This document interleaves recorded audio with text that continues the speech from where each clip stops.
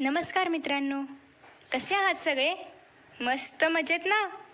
S class education bye सुहानीमध्ये तुम्हा सर्वांचं मनापासून स्वागत आहे.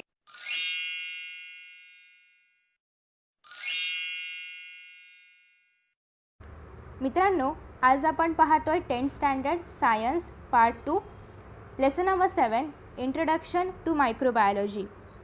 सो इंट्रोडक्शन टू मायक्रोबायोलॉजी म्हणजेच काय, मायक्रोबायोलॉजीची ओळख. पण मायक्रोबायोलॉजी काय आहे? तर microbiology is a branch of science in which study of microbes is done.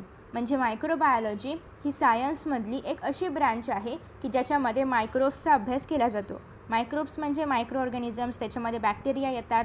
Okay, तर हे सगळे जे मायक्रोब्स आहेत, फंगस येतात, बॅक्टेरिया येतात, हे जे सगळे मायक्रो ऑर्गॅनिझम्स आहेत तर त्यांचा अभ्यास ज्या सायन्सच्या ब्रांचमध्ये केला जातो त्याला आपण मायक्रोबायोलॉजी असं म्हणतो. सो मायक्रोबायोलॉजीमध्ये पण आपण ॲप्लाइड मायक्रोबायोलॉजी त्याचबरोबर इंडस्ट्रियल मायक्रोबायोलॉजी पाहणार आहोत आणि जे प्रोडक्ट्स मायक्रोबच्या सहाय्याने बनवले जातात त्यांचा अभ्यास आपण या लेसनमध्ये करणार आहोत. सो लेसनला स्टार्ट करण्याआधी ते काही क्वेश्चन्स आहेत. पहिला क्वेश्चन आहे, which different microbes are useful to us. म्हणजे आपल्याला कोणते वेगवेगळे मायक्रोब्स आपल्यासाठी यूजफुल असतात. तर आपण पाहतो की दुधापासून दही तयार होतं, तर त्या ठिकाणी एक बॅक्टेरिया त्याच्यासाठी दुधापासून दही होण्यासाठी हेल्प करत असतो. तो कोणता असतो? लॅक्टोबॅसिली असतो. त्याच पद्धतीने काही फंगाय आहेत जे की दुधाचं कन्वर्जन चीजमध्ये करतात. ओके, काही ॲल्गी आहेत. तर अशा प्रकारे अनेक मायक्रोब्स आहेत ज्यांचा यूज आपल्याला होत असतो. जसं की आपण अँटीबायोटिक्समध्ये पण मायक्रोब्स वापरतो. ओके, तर अशा पद्धतीने microbes are very useful for us. Next आहे, which different products can be produced with the help of microbes. मायक्रोब्सच्या सहाय्याने म्हणजेच जे सूक्ष्मजीव असतात तर त्यांच्या सहाय्याने आपण कुठले कुठले प्रोडक्ट्स तयार करू शकतो. तर जसं की आपण डेअरी प्रोडक्ट्स तयार करू शकतो, कर्ड तयार करू शकतो, चीज तयार करू शकतो, बटर तयार करू शकतो, अजून वाईन तयार करू शकतो, ग्रेप्स वाईन वगैरे असतात. तर ते पण मायक्रोब्सच्या सहाय्यानेच तयार केले जातात by the process of fermentation. Next आहे की मायक्रोबायोलॉजीमध्ये फर्स्ट येतं ॲप्लाइड मायक्रोबायोलॉजी आणि आहे इंडस्ट्रियल मायक्रोबायोलॉजी. सो पहिल्यांदा आपण ॲप्लाइड मायक्रोबायोलॉजी म्हणजे काय ते पाहूया. सो ॲप्लाइड मायक्रोबायोलॉजी म्हणजे branch of biology in which study of the enzymes related to some prokaryotes and eukaryotic microbes, proteins, applied genetics, molecular biology, etc. is performed is called as applied microbiology.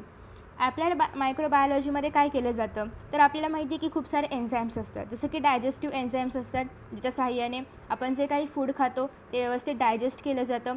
So अशाच प्रकारचे जे प्रोकॅरियोट्स किंवा युकॅरियोटिक microbes related जे enzymes आहेत त्यांचा वापर आपण अनेक गोष्टी बनवण्यासाठी करत असतो. जसं की आपण पेपर बनवण्यासाठी असेल किंवा लेदर वगैरे बनवण्यासाठी असेल तर त्या ठिकाणी पण आपण मायक्रोब्सचा वापर करतो. मग त्याचा सगळ्याचा अभ्यास आपण ॲप्लाइड मायक्रोबायोलॉजीमध्ये करत असतो. त्याचबरोबर प्रोटीन्स आहे, त्याच्यानंतर ॲप्लाइड जेनेटिक्स आहे. तर या सगळ्यांचा अभ्यास आपण ॲप्लाइड मायक्रोबायोलॉजीमध्ये करत असतो. मग आता ॲप्लाइड मायक्रोबायोलॉजीचा उपयोग काय आहे एवढा सगळं आपण करतो, but what is it's use. So this study is used for the society and various products like food and medicines are produced on large scale with the help of microorganisms. मग applied microbiology याचा study करणं का आवश्यक आहे तर सोसायटीसाठी, समाजासाठी आणि त्याचबरोबर आपण जे काही वेरियस प्रोडक्ट्स बनवतो जसं की फूडमध्ये जर आपण चीज वगैरे डेअरी प्रोडक्ट्स असतं तर हे सगळं बनवण्यासाठी मोठ्या प्रमाणामध्ये मायक्रोब्सची आवश्यकता असते. त्याचबरोबर मेडिसिन्स बनवण्यासाठी पण मायक्रोब्सची आवश्यकता असते. तर ॲप्लाइड मायक्रोबायोलॉजीचा यूज यासाठी आहे. ओके, नेक्स्ट आहे इंडस्ट्रियल मायक्रोबायोलॉजी. आता इंडस्ट्रियल म्हणजे काय, मोठमोठ्या फॅक्टरीज वगैरे यांच्यासाठी. मग इंडस्ट्रियल मायक्रोबायोलॉजी म्हणजे काय असणार आहे, commercial use. So the science is related to commercial use of microbes in which various economic, social and environment related processes and products are included. Various microbial processes useful for this process are carried out. मग industrial microbiology म्हणजे काय तर असं science, असं शास्त्र की ज्याच्यामध्ये commercial use of microbes, commercial म्हणजे खूप मोठ्या प्रमाणामध्ये खूप मोठे प्रमाणामध्ये प्रोडक्शन घेतलं जातं. तर यासाठी त्याचबरोबर वेरियस इकॉनॉमिक, सोशियल म्हणजेच आर्थिक, त्याचबरोबर सामाजिक आणि पर्यावरणाशी रिलेटेड जे काही प्रोसेसेस असतात, जे काही प्रोडक्ट्स असतात, with the help of microbes, ते सगळ्या इंडस्ट्रियल मायक्रोबायोलॉजीमध्ये इन्क्लूड होतात. आणि various microbial processes useful for this process are carried out. मग आता इंडस्ट्रियल मायक्रोबायोलॉजीचे युजेस काय आहेत किंवा त्याचे मेन फीचर्स काय आहेत ते आपण पाहणार आहोत. पहिल्यांदा आहे various productions with the help of fermentation process. आपण फर्मेंटेशन प्रोसेस पाहिलेली आहे, तुम्हाला माहिती पण असेल. बट फर्मेंटेशन म्हणजे काय, तो glucose breaks down and converts into alcohol and also in carbon dioxide. Glucose म्हणजे sugar compounds, okay, sugar compounds किंवा कार्बोहायड्रेट कंपाऊंड्स. सो हे जे कंपाऊंड्स आहेत हे ब्रेक डाऊन होतात आणि त्यांच्यापासून अल्कोहोल आणि त्याचबरोबर कार्बन डायऑक्साईड मिळतं. सो या प्रोसेसला आपण फर्मेंटेशन म्हणतो. जसं की ब्रेड आहे, ब्रेड कसं तयार होतं हे आपण लास्ट इयरला पण पाहिलेलं आहे 8-9 स्टँडर्ड्समध्ये, की ब्रेड कसं तयार होतं. सो जो डो असतो तर त्याच्यामध्ये आपण असं ते फर्मेंटेशन घडून येण्यासाठी आपण त्याच्यामध्ये ईस्ट टाकतो आणि त्याच्यामध्ये फर्मेंटेशन घडून येतं आणि कार्बन डायऑक्साईड रिलीज होतो, त्याच्यामुळे तो ब्रेड स्पॉन्जी होतो. नेक्स्ट आहे चीज, वाईन. ब्रेड प्रोसेस पण आपण या चॅप्टरमध्ये पाहणार आहोत, रेसिपी पण पाहणार आहोत, नक्की घरी करून पहा हां. त्याच्यानंतर आहे chemicals, enzymes, nutrients, medicines etcetera. Okay, तर या सगळ्या प्रोसेसेसमध्ये किंवा हे सगळं प्रोडक्शन करण्यासाठी फर्मेंटेशन प्रोसेस कॅरी केली जाते आणि फर्मेंटेशन मायक्रोब्सच्या सहाय्याने घडून येते. ओके, नेक्स्ट आहे use of microbes for garbage management and pollution control. आजकाल खूप मोठ्या प्रमाणामध्ये पोल्युशन होतं आहे, पण मानव ज्या पद्धतीने एन्व्हायरमेंटला हानी पोहोचवते त्याच पद्धतीने मायक्रोब्स मात्र पोल्युशन कंट्रोल करत आहेत. म्हणजे जसं की आपण पाहतो की समुद्रामध्ये जर एखादा टँक असेल, ऑइल टँक असेल, तो जर सपोज फुटला तर समुद्रामध्ये पाण्याच्या वेळेस सगळे तेल तरंगणार. मग हे जे तेल आहे तर त्याच्यामध्ये जर एक स्पेशल टाईपचे मायक्रोब्स असतात, जसं नाव पण आपण पाहणार आहोत, ते मायक्रोब्स जर आपण त्या पाण्यामध्ये सोडले तर ते मायक्रोब्स हे सगळं तेल खाऊन टाकतात आणि ते पाणी स्वच्छ करतात. तर अशाच पद्धतीने मायक्रोब्सचा गार्बेज मॅनेजमेंट, पोल्युशन कंट्रोलमध्ये खूप मोठ्या प्रमाणामध्ये फायदा होतो आणि त्यासाठी पण मायक्रोब्स वापरले जातात. ओके, सो नेक्स्ट आहे can you recall. We use the fermentation process while conversion of milk into yogurt. दुधापासून दही बनवण्यासाठी आपण काय वापरतो, फर्मेंटेशन प्रोसेस वापरतो. दही, कर्ड आणि योगर्ट दोघांमध्ये जरासा फरक आहे. कर्ड म्हणजे काय, आपण घरामध्ये बनवतो तसं, म्हणजे जसं की दुधामध्ये आपण एकतर थोडंसं लेमन ज्यूस टाकतो किंवा थोडंसं विनेगर टाकतो किंवा आधीचं जे कर्ड असेल, आधीचं जे दही असेल त्यातील थोडंसं भाग आपण घेतो, ज्याला आमच्याकडे विरेझन म्हणतात. तर ते थोडंसं घेतात आणि त्याच्यापासून कर्ड बनवतात. आणि योगर्ट जे की ॲक्च्युअल फर्मेंटेशन करून तयार केलं जातं, म्हणजे जसं की बॅक्टेरिया ॲक्च्युअल मिल्कमध्ये टाकून त्याच्यापासून तयार केलं जातं, ते योगर्ट असतं. Okay, so which microbes are useful for this process. तर या प्रोसेसमध्ये लॅक्टोबॅसिली या मायक्रोब्सचा वापर केला जातो, बॅक्टेरियाचा वापर केला जातो. नेक्स्ट आहे प्रोडक्ट्स. ओके, प्रोडक्ट्समध्ये पहिलं आहे डेअरी प्रोडक्ट्स. डेअरी प्रोडक्ट्स तुम्हाला माहिती आहे, मिल्क आहे, चीज आहे, बटर आहे, जे असेल ते आहे. ओके, सिन्स एन्शियंट डेज म्हणजे खूप आधीच्या काळापासून पण म्हणजे पूर्वीच्या काळापासून milk is converted into various products. म्हणजे तुम्हाला असं वाटेल की आत्ताच आपण दुधापासून दही किंवा दुधापासून चीज बनवतो, असं काही नाही आहे. आधीच्या काळामध्ये पण दुधापासून वेगळे पदार्थ बनवले जात होते. For its preservation purpose, preservation करण्यासाठी, म्हणजे दूध टिकून, आता दूध आपण असंच जर ठेवलं तर ते जास्त काळ टिकून नाही राहत. बट जर दुधाचं आपण ट्रान्सफॉर्मेशन कर्डमध्ये केलं तर ते थोडासा जास्त काळ टिकतं. त्याचं ट्रान्सफॉर्मेशन चीजमध्ये केलं तर ते अजून जास्त कालावधीसाठी टिकू शकतं. अशा पद्धतीने दूध राहत नाही, पण दुधाचे जर वेगवेगळे पदार्थ बनवले तर त्याच्यामध्ये काही प्रिझर्वेटिव्स टाकून वगैरे ते प्रिझर्व केलं जाऊ शकतं. एक्झाम्पल आहे चीज, बटर, क्रीम, केफीर. आता केफीर काय आहे, तर एक प्रकारचं दहीच असतं, दह्यासारखंच असतं, but it is made from sheep milk. शिपच्या मिल्कपासून बनवलं जातं आणि ते कर्डसारखंच असतं किंवा कर्डसारखाच एखादा मिल्क प्रोडक्ट असतो. नेक्स्ट आहे योगर्ट. योगर्ट जे की मिल्कमध्ये वेरियस बॅक्टेरियाज टाकून फर्मेंटेशन करून बनवलं जातं, etcetera. Water content and acidity of the milk changes during formation of this products and texture, taste and flavour is improved. तुम्ही पाहत असाल की दूध जेव्हा आपण असंच पितो तर ते वेगळं लागतं, पण जेव्हा आपण दुधाचं दही करून खातो ते अजूनच वेगळं लागतं. दुधाचं चीज केलं तर ते खूपच डिफरंट लागतं. मग अशा प्रकारे जेव्हा पण आपण दुधाचे वेगवेगळे प्रोडक्ट्स तयार करत असतो तर त्याच्यामध्ये दुधामध्ये जे वॉटर कंटेंट असते, जे वॉटर लेवल असते किंवा जे ॲसिडिटी, दुधामध्ये जे काही ॲसिडिक असतं तर ते सगळं चेंज होतं आणि त्याच्यापासून वेगळे प्रोडक्ट्स बनतात. ज्याचं टेक्स्चर वेगळं असतं, ज्याचं पोत वेगळा असतो, ज्याचं टेस्ट वेगळी असते, ज्याचा फ्लेवर वेगळा असतो. ओके, तर दुधापासून जेव्हा आपण इतर प्रोडक्ट्स बनवतो तर तेव्हा त्याची टेस्ट वगैरे सगळं चेंज होते. का चेंज होते तर ते खूप मोठ्या प्रोसेसमधून तयार होत असतं, बॅक्टेरियाजपासून तयार होत असतं, त्याच्यामध्ये खूप सारे चेंजेस घडून येत असतात आणि मग ते तयार होत असतं. आणि एवढे सगळे चेंजेस घडून आल्यामुळे त्याचा टेस्ट चेंज होते, त्याचा फ्लेवर चेंज होतो, त्याचं टेक्स्चर चेंज होतं. ओके, सो नेक्स्ट आहे these processes are performed on large scale with more skill. आता दुधापासून वेगवेगळ्या प्रकारचे पदार्थ बनवणं हे कौशल्य आहे. आणि ह्या ज्या प्रोसेसेस आहेत की दुधापासून दही बनवणं किंवा जे क्रीम बटर जे काही आपण बनवतो तर हे सगळं खूप मोठ्या प्रमाणामध्ये पण केलं जातं, जसं की इंडस्ट्रियल यूजसाठी. For production of most of the milk products, म्हणजे खूप सारे आपण मिल्क प्रोडक्ट्स बनवतो, बट त्यामध्ये जे सगळे जास्त मिल्क प्रोडक्ट्स आहेत तर ते बॅक्टेरियाच्याच दुधामध्ये जे बॅक्टेरिया असतात त्याच्या सहाय्यानेच बनवले जातात. Bacteria in milk itself are used, म्हणजे दुधामध्ये ऑलरेडी जे बॅक्टेरियाज असतात त्यापासूनच ते पदार्थ बनवले जातात. Only cheese is produce with the help of फंगाय, आणि फक्त चीज हा एकच असा पदार्थ आहे जो की फंगायपासून बनवला जातो. अदर जे आहेत ते बॅक्टेरियापासून बनवले जातात, बट चीज हा जो प्रोडक्ट आहे तर तो फक्त फंगायपासून बनवला जातो. नेक्स्ट आहे basic processes for production of yogurt, cheese and cream is same. मग जी बेसिक प्रोसेस आहे चीज बनवण्यासाठी असो किंवा योगर्ट बनवण्यासाठी किंवा क्रीम बनवण्यासाठी ती सेम आहे. बेसिक जी प्रोसेस आहे ती सेम आहे, परत त्याच्यामध्ये हळूहळू काही चेंजेस होत जातात. So milk is pasteurised. पहिली प्रोसेस काय आहे की दुधाला पाश्चराइज केलं जातं. आता पाश्चरायझेशन म्हणजे काय तर दुधामध्ये जे काही हार्मफुल बॅक्टेरियाज असतील किंवा जे काही हार्मफुल मायक्रोब्स असतील तर ते सगळे किल केले जातात, मारले जातात. कसे मारले जातात तर आधी ते दूध खूप हाय टेम्परेचरवरती हीट केलं जातं, त्यानंतर ते दूध परत पटकन कूल केलं जातं आणि मग त्याच्यामध्ये जे काही मायक्रोब्स असतात तर ते परत काय होतात मरतात आणि त्याच्यामुळे ते जे दूध आहे तर ते आपल्या हेल्थसाठी चांगलं राहतं. त्याच्यामुळे मिल्क पाश्चराइज केलं जातं. आणि आपल्याकडे पण जे मिल्क येतं ते पण कसं असतं पाश्चराइज असतं. त्या मिल्कच्या पॅकेटवरती लिहिलेलं असतं की पाश्चराइज्ड आहे असं. Okay, so pasteurised at the beginning to destroy unwanted microbes. Unwanted microbes जे आहेत हार्मफुल नाही बट जे अनवॉन्टेड आहेत, जे नको आहेत ते मायक्रोब्स डिस्ट्रॉय करण्यासाठी पाश्चरायझेशन प्रोसेस घडवून आणली जाते. So it is then fermented with the help of लॅक्टोबॅसिली.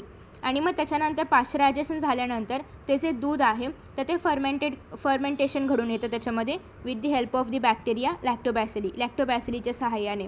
Fermentation म्हणजे काय ऑलरेडी सांगितलेलं आहे, glucose breaks down and converts into alcohol and carbon dioxide. Okay, so in this process, या प्रोसेसमध्ये lactose sugar of the milk is converted into acidic acid and milk proteins are coagulated with the help of lactic acid.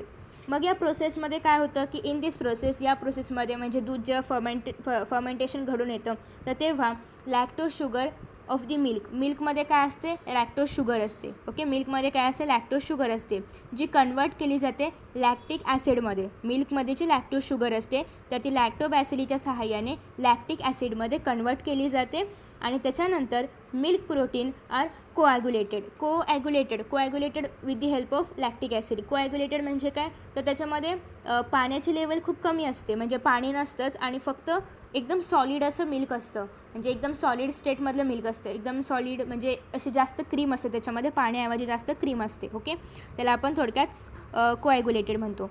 So या ठिकाणी lactic ॲसिडच्या सहाय्याने milk proteins जे आहेत तर ते coagulate केले जातात. Besides compounds with taste and flavour are also formed. आणि compounds with taste and flavour are also formed म्हणजे काय तर त्या ठिकाणी जशी काही टेस्ट देण्यासाठी काही कंपाऊंड्स तयार केले जातात, फ्लेवर त्याच्यामध्ये काही टाकले जातात. जसं की आपण पाहतो की योगर्ट स्ट्रॉबेरी फ्लेवरमध्ये असतं, मँगो फ्लेवरमध्ये असतं, तर अशा अनेक फ्लेवर्समध्ये योगर्ट असतं. मग हे सगळी प्रोसेस झाल्यानंतर बेसिक प्रोसेस तर हीच आहे की पहिल्यांदा तर ते मिल्क जे आहे ते पाश्चराइज केलं जातं टू डिस्ट्रॉय अनवॉन्टेड बॅक्टेरियाज. नंतर ते फर्मेंटेशन घडून येतं with the help of lactobacilli आणि त्याच्यानंतर दुधामध्ये जी लॅक्टोज शुगर आहे तर with the help of lactobacilli it is converted into lactic acid and milk proteins जे असतात दुधामध्ये जे प्रोटीन्स असतात तर त्यांच्यामध्ये लॅक्टिक ॲसिडच्या सहाय्याने कोॲग्युलेशन घडून येतं. ही बेसिक प्रोसेस आहे. मग याच्यानंतर त्याच्यामध्ये कुठला फ्लेवर टाकायचा किंवा त्याची पुढे टेस्ट कशी चेंज करायची, काय फ्लेवर टाकायचा हे सगळं केलं जातं. Example, diacetyl has the flavour of butter. आणि डायॲसिटिल जे आहे ते जर आपण प्रोसेस झाल्यानंतर टाकलं तर त्याला कसला येतो बटरसारखा फ्लेवर येतो. ओके, सो ही आहे बेसिक प्रोसेस. आता आपण पाहणार आहोत की योगर्ट प्रोडक्ट्स कशा प्रकारे तयार केले जातात. आता आपल्याला माहिती आहे की योगर्ट्स ते मार्केटमध्ये मिळतात, तर त्याच्यामध्ये लिहिलेलं असतं की प्रोटीन रिच आहेत, म्हणजे त्याच्यामध्ये खूप मोठ्या प्रमाणामध्ये प्रोटीन असतं. Okay, so yogurt is a milk product produce with the help of lactobacilli. Yogurt हा एक असा प्रोडक्ट आहे की जो लॅक्टोबॅसिली या मायक्रोबच्या मदतीने प्रोड्यूस केला जातो. आणि इनोकॅलंट म्हणजे काय, तर जे लेफ्ट ओव्हर राहिलेलं जे काही कर्ड असतं किंवा राहिलेलं जे काही दही असेल, तर त्याच्या मदतीने आणि लॅक्टोबॅसिलीच्या मदतीने योगर्ट प्रोड्यूस केलं जातं. Okay, so for maintaining the protein content, condensed milk powder is mixed with the milk to be fermented for industrial production of yogurt. मग आता या ठिकाणी काय सांगितलेलं आहे की योगर्टमध्ये जे प्रोटीन आहे, तर त्याची लेवल मेंटेन ठेवण्यासाठी condensed milk powder is mixed with milk. Condensed milk powder म्हणजे काय, तर मिल्कचं कंडेन्सेशन करून जे पावडर तयार केलेली असते, तर ती जी पावडर आहे तर ती मिल्कमध्ये मिक्स केली जाते. का, तर फर्मेंटेशनसाठी. ओके, आणि for industrial use of yogurt. आणि जे इंडस्ट्रियल म्हणजे मोठ्या प्रमाणामध्ये कमर्शियल यूजसाठी जे प्रोडक्ट असतं, जे योगर्ट असतं, तर त्यासाठी काय केलं जातं, कंडेन्स्ड मिल्क पावडर जी आहे तर ती मिल्कमध्ये टाकली जाते. कशासाठी, फर्मेंटेशनसाठी. ओके, आणि ते का केलं जातं, तर for maintaining the protein content. Milk is boiled and once it cools to warm temperature, bacterial strains of Streptococcus thermophilus and Lactobacillus delbrueckii are added to it in 1:1 proportion. म्हणजे जेव्हा हे दूध जे आहे, म्हणजे ज्याच्यामध्ये आपण आता कंडेन्स मिल्क पावडर टाकलेली आहे किंवा ज्याच्यामध्ये लॅक्टोबॅसिली टाकलेलं आहे, जर इंडस्ट्रियल पर्पजसाठी असेल तर कंडेन्स मिल्कसोबत ते फर्मेंटेशन घडवून आणलं जातं. आणि जर साधं म्हणजे इंडस्ट्रियल पर्पजसाठी नसेल तर मग त्या ठिकाणी लॅक्टोबॅसिलीच्या मार्फत फर्मेंटेशन प्रोसेस केली जाते. सो मग त्याच्यामध्ये जर एकदा हे झालं की मग त्याच्यामध्ये काय केलं जातं, milk is boiled and once it cools to warm temperature. आणि ते दूध उकळलं जातं आणि जेव्हा ते थोडंसं कोमट असं होईल तर तेव्हा स्ट्रेप्टोकोकस थर्मोफिलस आणि लॅक्टोबॅसिलिस डेल्ब्रुकी हे 1:1 प्रपोर्शनमध्ये ॲड केले जातात. कशामध्ये, त्या मिल्कमध्ये. Lactic acid is form due to streptococcus that makes the protein to gel out that gives dense consistency to the yogurt. तुम्ही पाहिले ना, योगर्ट कसं असतं, असं घट्ट असतं, जेल फॉर्ममध्ये असतं, की असं पातळ असं दुधासारखं नाही, ते जेल फॉर्ममध्ये असतं. मग त्याला जेल फॉर्म कसं काय मिळतो, तर या ठिकाणी जे स्ट्रेप्टोकोकस थर्मोफिलस आपण टाकलेलं आहे, तर याच्यामुळे जे लॅक्टिक ॲसिड त्या दुधामध्ये तयार झालेलं आहे, तर ते काय करतं, ते जे मिश्रण तयार झालेलं आहे त्याला ते जेल फॉर्ममध्ये कन्वर्ट करतं. त्याच्यामध्ये जे प्रोटीन्स आहेत त्याचं कन्वर्जन ते जेल फॉर्ममध्ये करतं, की जेणेकरून ते जे मिक्सचर आहे त्याची डेन्सिटी हाय होईल, कन्सिस्टन्सी त्याला खूप चांगली येईल आणि त्याचं ते योगर्टसारखं होईल. ओके, तर अशा पद्धतीने योगर्ट तयार केलं जातं. योगर्ट तयार झालेलं आहे. मग योगर्ट खूप साऱ्या फ्लेवर्समध्ये असतं हे आपल्याला माहिती आहे. मग आता योगर्ट्सला हे सगळे फ्लेवर्स कसे मिळतात, तर acetaldehyde like compounds are form due to lactobacilli that gives characteristics like taste to the yogurt. मग या ठिकाणी ॲसिटल्डिहाइड या कंपाऊंडपासून लॅक्टोबॅसिलिसपासून ॲसिटल्डिहाइड कंपाऊंड फॉर्म होतं आणि त्याच्यामुळेच योगर्टला टेस्ट मिळत असते. जसं की या ठिकाणी आपण पाहिलं की बटरची टेस्ट देण्यासाठी, बटरचा फ्लेवर देण्यासाठी डायॲसिटिल वापरलं जातं. त्याच पद्धतीने या ठिकाणी ॲसिटल्डिहाइड या कंपाऊंडचा वापर केला जातो. हे कंपाऊंड तयार केलं जातं ड्यू टू लॅक्टोबॅसिलीने आणि मग या मदतीने त्याला योगर्टला चव किंवा टेस्ट दिली जाते. Now a day various fruit juices are mixed with yogurt to impart different flavours. आणि आजकाल आपण पाहतो की स्ट्रॉबेरी फ्लेवर योगर्ट असतं, मँगो फ्लेवर योगर्ट असतं. तर मग त्याच्यामध्ये काय केलं जातं, काही प्रिझर्वेटिव्स टाकून फ्रूट ज्यूस त्या योगर्टच्या मिश्रणामध्ये ॲड केले जातात जेणेकरून त्याला त्याप्रमाणे फ्लेवर मिळावा. Okay, so etcetera. Shelf life of yogurt and its probiotic properties. Probiotic म्हणजे काय, की जे आपल्या बॉडीमध्ये मेटाबॉलिझम असतं ते वाढवण्यासाठी यूजफुल असतं, तर ते असतं probiotic properties. Okay, so its probiotic properties can be improved by pasteurisation. मग आता योगर्टचा लाईफ वाढायला पाहिजे, म्हणजे योगर्ट जास्त दिवस टिकायला पाहिजे, यासाठी पाश्चरायझेशन केलं जातं. पाश्चरायझेशनमुळे काय होतं की योगर्टचा कालावधी तर वाढतोच, त्याचबरोबर त्याच्यामध्ये प्रोबायोटिक प्रॉपर्टीज पण वाढतात, इम्प्रूव्ह होतात. Okay, so next third product आहे जो आहे butter. 2 types of butter like sweet cream and cultured are produced on large scale. आता स्वीट बटर म्हणजे जे व्हाईट बटर असतं तर ते, आणि या ठिकाणी जे दाखवलेलं आहे काय आहे, कल्चर्ड बटर आहे. तर अशा प्रकारे 2 टाईप्सचे बटर प्रोड्यूस केले जातात. Microbes are used for production of cultured variety. आणि हे जे बटर्स आहेत तर त्याच्यामध्ये मायक्रोब्स ॲड केले जातात, त्याची व्हरायटी चांगली व्हावी, त्याचं प्रोडक्शन चांगलं व्हावं यासाठी. त्याच्यानंतर नेक्स्ट आहे फोर्थ प्रोडक्ट जो आहे cheese production. Cheese is produced on large scale from the abundantly available cow milk all over the world. Cheese हे काव मिल्कपासून प्रोड्यूस केलं जातं आणि चीज खूप मोठ्या प्रमाणामध्ये प्रोड्यूस केलं जातं का तर खूप मोठ्या प्रमाणामध्ये काव मिल्क आपल्या जगामध्ये प्रेझेंट आहे आणि त्याच्यामध्ये त्याने खूप मोठ्या प्रमाणामध्ये चीज प्रोड्यूस केलं जातं आणि चीजला खूप मागणी पण आहे. First chemical and microbiological test of milk are performed. पण ते जे दूध असेल, जे काव मिल्क आहे, जे गाईचं दूध आहे, तर त्याचा वापर चीजसाठी करण्याअगोदर त्या काव मिल्कचं टेस्ट केली जाते, केमिकल आणि मायक्रोबायोलॉजिकल, की ते काव मिल्क चांगलं आहे का किंवा ते जास्त दिवस कसं राहील यासाठी वगैरे टेस्ट केल्या जातात. Some colours and microbes like lactobacillus lactis, lactobacillus cremoris, streptococcus thermophilus are mixed with milk. मग आता काही कलर्स म्हणजे सम कलर्स त्याच्यामध्ये त्या चीजमध्ये कलर्स यावेत यासाठी, आणि त्याचबरोबर काही मायक्रोब्स जसं की lactobacillus lactis, lactobacillus cremoris, streptococcus thermophilus हे सगळे त्या मिल्कमध्ये मिक्स केले जातात. It imparts sourness to the milk. आणि त्याच्यामुळे ते मिल्कचे चव कशी होते, सोर होते, म्हणजे थोडीशी आंबट होते, चीज थोडंसं आंबट असतं. After this to impart the dense texture whey म्हणजे काय तर वॉटर इन योगर्ट. म्हणजे पहिल्यांदा तर सगळ्यांची प्रोसेस सेमच असते. मग आधी योगर्टमध्ये जे पाणी असतं, जे थोडंसं लिक्विड फॉर्म असतं, तर त्याला आपण व्हे म्हणतो. Needs to be रिम्यूव्ड. मग हे सगळं केल्यानंतर जेव्हा त्या चीजला किंवा त्या दुधाला जेव्हा आंबट अशी चव येईल तर तेव्हा त्याचं टेक्स्चर चांगलं करण्यासाठी, त्याला डेन्स करण्यासाठी आणि त्याचबरोबर त्याला डेन्स करण्यासाठी काय केलं जातं, त्याच्यामध्ये जे व्हे आहे म्हणजे जे काही वॉटर आहे ते सगळं रिमूव्ह केलं जाणार, तरच ते काय होणार आहे, अशा प्रकारे छान असं डेन्स होणार आहे. नेक्स्ट आहे ॲन एन्झाईम रिनेट. काय त्याचं नाव आहे, रिनेट एक प्रोटीन आहे. An enzyme rennet obtain from alimentary canal of cattle was being traditionally used earlier.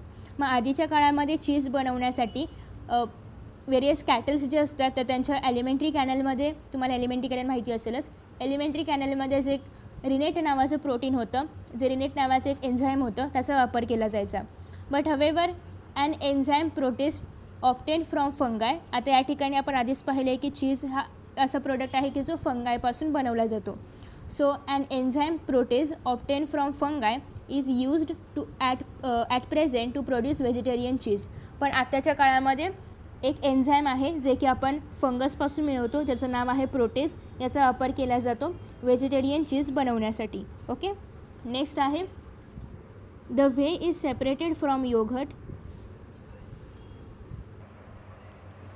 The whey is separated from yogurt. आता व्हे म्हणजे काय, आपण पाहिलं जे की योगर्टमध्ये जे थोडंसं पाणी असतं, जे लिक्विड फॉर्ममध्ये जे प्रेझेंट असतं, तर ते योगर्टमधून सेपरेट केलं जातं. Which has some other uses. मग या वेला म्हणजे या वेचे किंवा जे की योगर्टमधून पाणी जे आपण सेपरेट करतो तर त्याचे काही अदर युजेस आहे, काही वेगळ्या कामांसाठी पण ते वापरलं जातं. ओके. सो नेक्स्ट आहे then process of production of cheese is started through steps like cutting the solid yogurt into pieces, washing, rubbing, salting and mixing of essential microbes, pigments and flavors. मग आता अशा प्रकारे त्या योगर्टपासून remove केलेला आहे, separate केलेला आहे, म्हणजे आता फक्त डेन्स फॉर्ममध्ये योगर्ट आपल्याकडे आहे. मग आता याच्यापासून चीज बनवलं जातं. जसं की पहिल्यांदा ते कट केलं जातं सॉलिड पीसेसमध्ये, नंतर ते वॉश केलं जातं, नंतर रबिंग केलं जातं, नंतर सॉल्टिंग केलं जातं, नंतर मिक्सिंग विथ इसेन्शियल मायक्रोब्स, जे मायक्रोब्स त्याच्यासाठी आवश्यक आहे त्याच्यामध्ये ते मिक्स केलं जातं. त्याच्यानंतर पिगमेंट्स आणि फ्लेवर्स, ज्या फ्लेवरचं हवं असेल किंवा जे काही पिगमेंट्स असेल ते त्याच्यामध्ये ॲड केले जातात. आणि then cheese is pressed and cut into pieces and stored for ripening. आणि मग जे चीज तयार होईल तर ते काय केलं जातं, प्रेस केलं जातं, कारण त्याला एक शेप द्यायला पाहिजे. त्याचबरोबर ते वेगवेगळ्या पीसेसमध्ये कट केलं जातं आणि मग ते रायपनिंगसाठी पुढे त्याचं अजून चांगलं ते होण्यासाठी रायपनिंग प्रोसेससाठी ते स्टोअर केलं जातं. ओके. तर अशा पद्धतीने या ठिकाणी चीज कसं तयार केलं जातं याची प्रोसेस आपल्याला सांगितली होती. त्यानंतर या ठिकाणी आहे do you know. During industrial production of milk products, strict cleanliness and sterilization is essential as bacteria can be attacked by viruses. So ज्या ठिकाणी मिल्क प्रोडक्ट्स तयार केले जातात, ज्या इंडस्ट्रीजमध्ये मिल्क प्रोडक्ट्स तयार केले जातात त्या ठिकाणी स्ट्रिक्ट क्लिनलीनेस आवश्यक असतो. त्याचबरोबर स्टरिलायझेशन करणं आवश्यक असतं, म्हणजे कुठलेही व्हायरसेस त्या ठिकाणी येऊ नयेत किंवा जे अनवॉन्टेड आहे ते काही त्या ठिकाणी येऊ नये यासाठी तिथे खूप मोठ्या प्रमाणामध्ये स्वच्छता ठेवली जाते, स्टरिलायझेशन केलं जातं. का तर काही बॅक्टेरियाज जे आहेत तर त्यांच्यावरती व्हायरसेस अटॅक करू शकतात. जसं की आपण पाहिलं होतं की बॅक्टेरियोफेज हा जो व्हायरस आहे तर तो बॅक्टेरियाजवरती अटॅक करतो आणि मग जर बॅक्टेरियाजपासूनच मिल्क प्रोडक्ट्स तयार होतात तर मग बॅक्टेरियावर जर अटॅक झाला तर ते मिल्क प्रोडक्ट्सवरती पण त्याचा परिणाम होऊ शकतो. त्याच्यामुळे या सगळ्या इंडस्ट्रीजमध्ये खूप मोठ्या प्रमाणामध्ये क्लीनलीनेस आणि स्टेरिलायझेशन आवश्यक असतं. So hence virus resistant varieties of bacteria are developed आणि त्याच्यामुळे असे बॅक्टेरियाज डेव्हलप केले जातात की जे व्हायरस रेजिस्टंट आहेत, म्हणजे व्हायरसेस त्याच्यावरती अटॅक नाही करू शकत, असे बॅक्टेरियाज तयार केले जातात. Recently use of mutant varieties of bacteria has been increased आणि अशा प्रकारचे की जे व्हायरसने जरी बॅक्टेरियाजवरती अटॅक केला तरी बॅक्टेरियावरती काहीच त्याचा परिणाम होत नाही, असे जे म्युटंट बॅक्टेरियाज आहेत म्हणजे जे आता डेव्हलप झालेले बॅक्टेरियाज आहेत तर त्यांची संख्या वाढलेली आहे. Artificially some strains are developed that will help to avoid unnecessary steps or materials. आणि जे अननेसेसरी स्टेप्स किंवा अननेसेसरी मटेरियल्स आहेत हे सगळे प्रोडक्ट तयार करतानाचे तर मग ते अवॉइड पण केले जाऊ शकतात. नेक्स्ट आहे freshly prepared cheese is always soft, म्हणजे जे फ्रेश प्रिपेअर केलेलं चीज असतं, आपण जसं की या ठिकाणी पाहिलं चीज कसं तयार केलं जातं, रायपनिंग प्रोसेस असेल किंवा मिक्सिंग वगैरे जे असेल ते. याच्यानंतर जेव्हा चीज तयार केलं जातं आणि जे फ्रेश चीज असेल तर ते कसं असतं, खूप सॉफ्ट असतं. That is example cottage cheese, cream cheese, mozzarella cheese. Okay. On storing for 3 to 12 months 3 ते 12 महिने जर ते आपण स्टोअर केलं तर ते सेमी हार्ड होतं, जसं की चेडार चीज. ओके. त्यावेळेस फॉर्म होतं. After ripening for 12 to 18 months आणि ते या ठिकाणी जो रायपनिंग पिरियड आहे तर रायपनिंग पिरियड जसं आपण जास्त करत जाऊ तसं ते जे चीज आहे तर त्याचं हार्डनेस वाढणार आहे. मग जर आपण ते लगेच घेतलं तर ते सॉफ्ट असणार आहे, जर 3 ते 12 महिने ठेवलं तर ते सेमी हार्ड असणार आहे. आणि जर 12 to 18 months आपण ते चीज जर रायपनिंगसाठी ठेवलं तर ते खूप हार्ड चीज होणार आहे, very hard cheese and called as permission cheese is formed. Okay. तर अशा पद्धतीने चीजचे काही प्रकार आणि चीजच्या रायपनिंग पिरियडवरती, रायपनिंग ड्युरेशनवरती कशा प्रकारे त्याचे टाईप्स पडू शकतात हे आपण पाहिलेलं आहे. नेक्स्ट आहे प्रोबायोटिक्स, जे की आपण पाहणार आहोत नेक्स्ट व्हिडिओमध्ये. मित्रांनो, तुम्हाला जर हा व्हिडिओ आवडला असेल ना तर नक्कीच व्हिडिओला लाईक करा, शेअर करा. त्याचबरोबर यांसारखे नवनवीन व्हिडिओज पाहण्यासाठी चॅनलला सबस्क्राईब करा आणि नोटिफिकेशन बेल आयकॉनवर क्लिक करा. म्हणजेच मी जेव्हा यांसारखे नवनवीन व्हिडिओज अपलोड करेन तेव्हा तुम्हाला त्याचं नोटिफिकेशन मिळत राहील. मित्रांनो, असेच छान आणि मस्त व्हिडिओ या चॅनलवरती अवेलेबल आहेत. त्याचबरोबर 10th स्टँडर्डच्या सर्व विषयांचे व्हिडिओज देखील अवेलेबल आहेत आणि हे सगळे व्हिडिओज पाहण्यासाठी डिस्क्रिप्शन बॉक्समध्ये ज्या लिंक्स दिलेल्या आहेत त्यावर तुम्ही क्लिक करून हे सगळे व्हिडिओज पाहू शकता. चला तर मित्रांनो, आता या ठिकाणी आपण इथेच विश्रांती घेऊया. पुन्हा भेटूया नवीन पाठासोबत, नवीन व्हिडिओसोबत, नवीन टॉपिकसोबत. तोपर्यंत पाहत रहा S class education by Suhani, तेही सुहानी सूर्यवंशी या चॅनलवरती. So friends, thank you so much for watching this video. See you in next video.